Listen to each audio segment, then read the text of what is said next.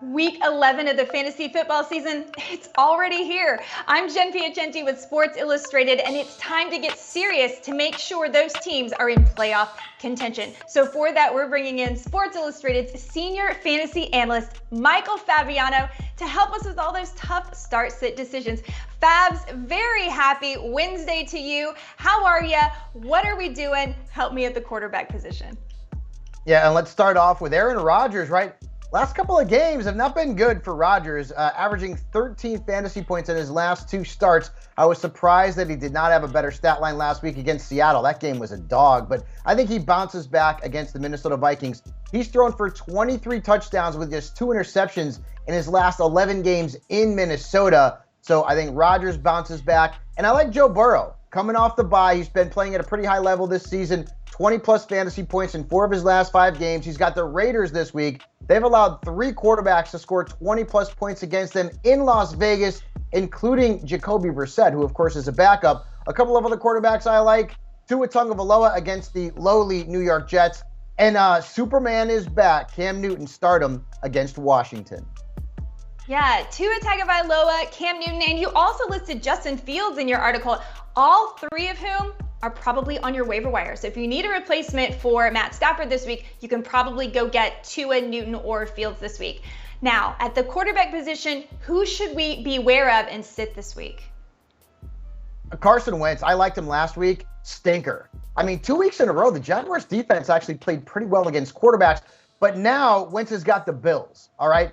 This is a defense that you did not mess with a, let's just say, mediocre fantasy quarterback, right? Their defense has given up just 3 touchdowns and an average of 11 fantasy points per game to quarterbacks at Orchard Park. That's not good. Wentz is a fade for me. In fact, I'd be dropping Wentz in some leagues because the schedule is pretty bad down the stretch. And then Kirk Cousins. This is more of a beware than a hard sit. But have you seen the Packers defense lately? In their last 3 games, they've played Kyler Murray, Patrick Mahomes, and Russell Wilson. Those 3 quarterbacks combined scored 25.1 fantasy points. That's not good news for Captain Kirk. I'd also beware Russell Wilson, who has actually struggled in his career at home against Arizona, and Daniel Jones is a sit-em on Monday night. Yeah, and Russell Wilson didn't quite look himself in that game versus Green Bay, so I'm with you. I don't feel quite comfortable starting Russ until I see him have a strong start. And you're right, Green Bay, their defense, I believe it's averaging 13.3 points allowed across the past 3 games to opponents. It's surprising but true. So very, very smart recommendations there. As far as starting running backs, we got a couple guys on your list that aren't guys that have been on this list before. Right. Well, A.J. Dillon now is a virtual must start, right? With Aaron Jones out probably until after Green Bay's bye. This is a guy who's going to bring potential borderline RB1 value. And this isn't even really about the matchup at all. It's more about volume. So Dillon should be in your lineup at the very worst as an RB2. And if you have depth because of Dillon's emergence now in Green Bay, maybe you try to flip him in a trade. I also like Myles Gaskin this week. And Jen, we know every other week with Gaskin. Last week he stunk. This week he's playing the Jets. Listen to this. This is insane, okay? The Jets, their defense, has given up more than 47 fantasy points per game to running backs in their last 4 weeks. 47! Like, that's insane. So Myles Gaskin has to be in your lineup. I'm also starting Elijah Mitchell, but keep tabs on his status. He's dealing with a finger injury. And then Michael Carter, also a really good play in PPR leagues against Miami. Yeah, I like that call for Michael Carter. I think both sides of this game, the running back should definitely be started. You also like Josh Jacobs for Las Vegas, and I agree there. I'm definitely starting him in all my leagues. As far as who we're sitting, again, if we have the luxury, we understand a lot of injuries at the running back position, but who should we sit if we can? Well, first off, I want to apologize. These are softballs. That's the way that the matchups lined up this week. So a lot of these guys are borderline flex plays. I'd probably sit all of them if I could. Devin Singletary is the first guy going up against the Indianapolis Colts. Last week, the Bills used a 3-man rotation. Like, we don't want that, all right? 2 is enough with Singletary and Zach Moss. But last week, they used Matt Breida as well. And the matchup's also not great against the Colts. They've given up the second fewest fantasy points per game, the running backs. I'm also sitting Jordan Howard. Now, Howard has become a startable asset over the last few weeks, but he's still splitting the touches with Boston Scott, and to a lesser degree, of course, Kenneth Gainwell. The matchup's not good against the Saints this week either. They've allowed the third fewest fantasy points to running backs. I'd also be sitting Devontae Freeman because Latavius Murray is back at practice. He could return for the Ravens this week. And Adrian Peterson, the running back to start in Tennessee right now, looks like Deonta Foreman. So once again, I apologize for the softballs because typically I like to give you some bigger names, but that's just not the way the matchup's set up at running back this week. Yeah, we're going to have to keep an eye on that Eagles backfield too because Miles Sanders now cleared to, return from the IR and start practicing. So it's going to be really interesting what they do in Philadelphia. I like the call to sit Jordan Howard. You're also sitting Devontae Booker because we're expecting Saquon Barkley to be back. Plus, that's a really tough matchup versus the Bucs. So I would avoid that as well. All right, starting wide receivers. Who do we like? Now, there's a guy on your list that I really loved last week, and that Thursday night game was such a disappointment, but you're going back to the well here.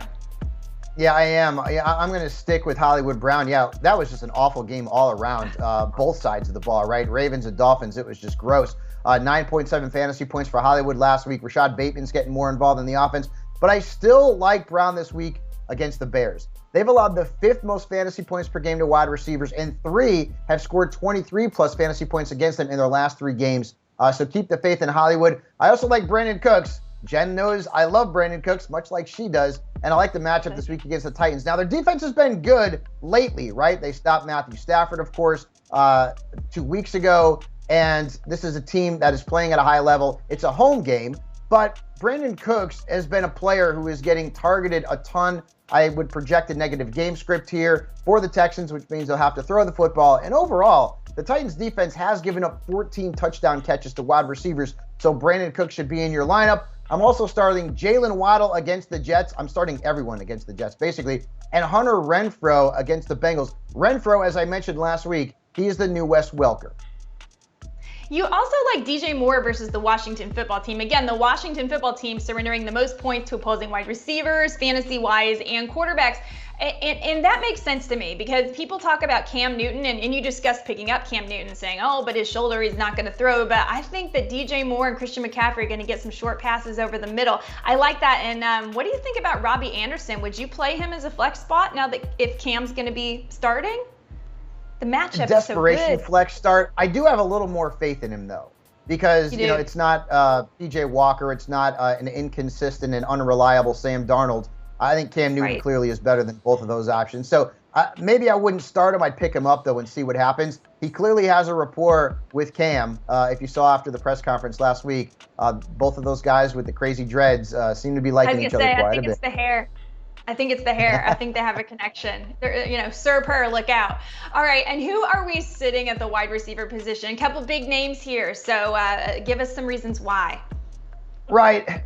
Mike Williams, I was all in on him last week. I thought he'd have a good game against the Vikings, and you know what, Jen? He would have, except for he dropped a pass that would have been a touchdown. And so now you're looking at a guy who went from averaging 23 points per game in his first 5 games to 5.9 since then. I mean, that's terrible, right?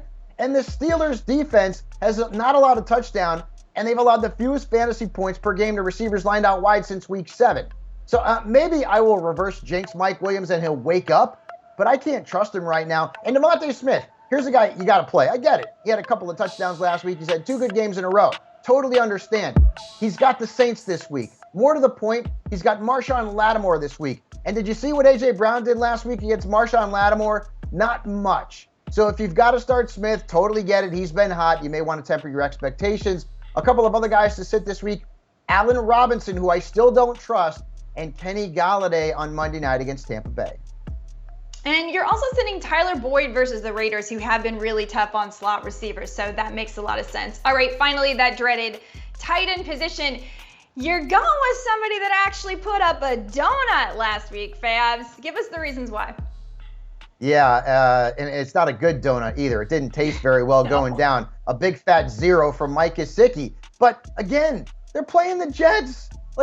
The Jets have given up an average of 43.8 points, not fantasy points, and 472.5 total yards of offense in the last 4 games. That's insane. They're horrible. So I'm starting all the Dolphins, and I'm going to keep the faith in Mike Gesicki. And Dan Arnold, listen, man, he has been playing extremely well. All right, and the matchup's not great against the Niners. They did give up a touchdown. to Tyler Higbee on Monday night. But let's look at the numbers, okay? 10 or more points in 4 of his last 5 games.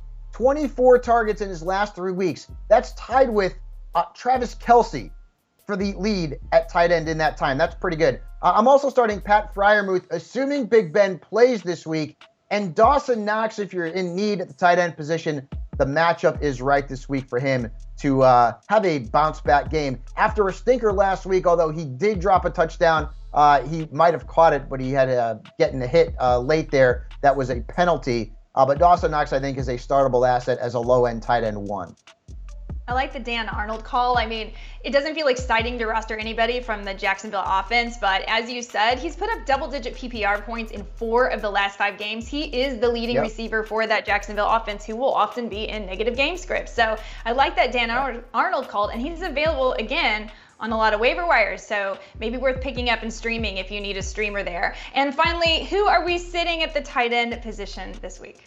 This one might seem obvious, but I wouldn't chase the points with Gerald Everett. I mean, last week he scored 14.3 points, right? I mean, you get 14 from your tight end, you're feeling pretty good about yourself. But his 8 targets in that game were more than he had seen in his previous 2 games combined.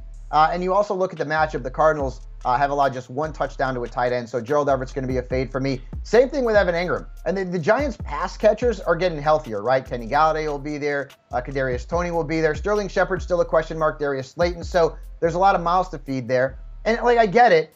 The matchup looks like it's actually a good one, right? But if you look at the numbers, the Buccaneers have not been a defense that a tight end has really thrived against over the last few weeks. Only 1 has scored more than 8.3 points against them in their last 5 games. So things have changed with that Buccaneers defense as it pertains to tight ends. So I would sit Evan Ingram. I'm also sitting Jared Cook, who is now in a tight end committee. We don't like those, Jen. And Austin Hooper, who scored a touchdown last week. I don't trust him even against the Lions.